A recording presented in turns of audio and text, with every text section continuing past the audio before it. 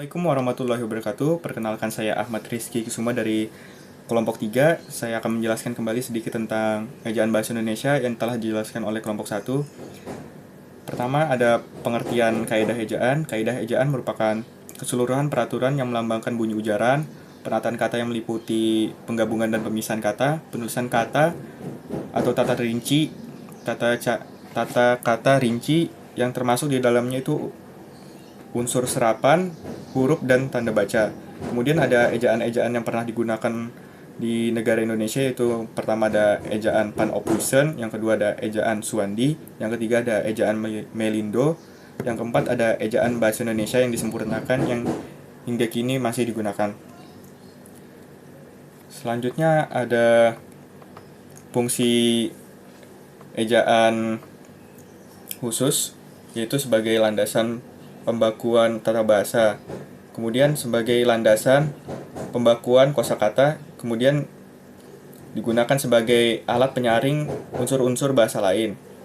Kemudian ada faktor-faktor yang menyebabkan bahasa Melayu dijadikan bahasa Indonesia. Yang pertama, bahasa Melayu itu sudah digunakan sebagai bahasa perhubungan dan bahasa perdagangan.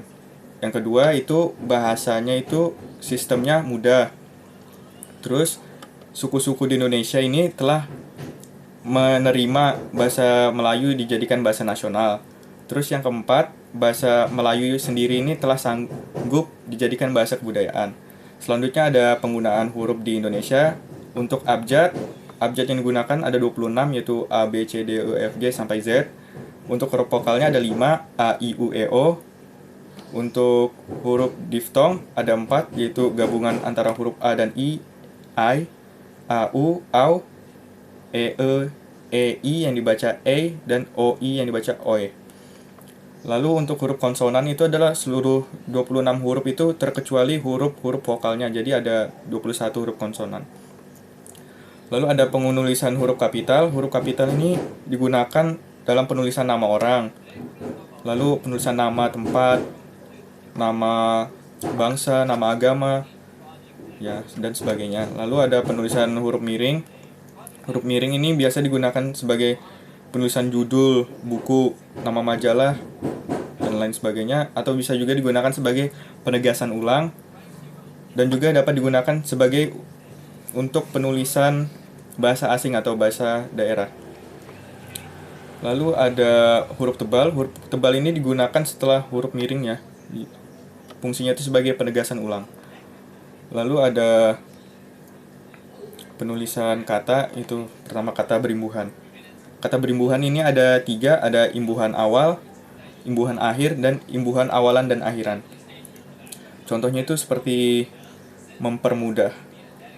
Mempermudah, dimana mudah ini sebagai kata dasar, mempernya sebagai imbuhan awal. Lalu ada kata ulang, itu kata yang berulang. Contohnya kura-kura, laba-laba. Juga ada kata ulang yang berubah, itu contohnya seperti lauk pauk gitu. Lalu ada kata gabungan. Kata gabungan ini merupakan gabungan antara dua kata yang membentuk menjadi satu kata. Contohnya itu duta besar. Duta sendiri memiliki makna, besar juga memiliki makna, dan ketika digabungkan memiliki satu makna. Ada yang penulisannya terpisah, ada juga penulisannya digabung. Lalu ada kata ganti. Kata ganti ini biasa menggunakan kumunya. Contohnya rumah itu saya jual. Saya di sini diubah menjadi ku, berarti menjadi rumah itu ku jual. Sekian dari saya. Assalamualaikum warahmatullahi wabarakatuh.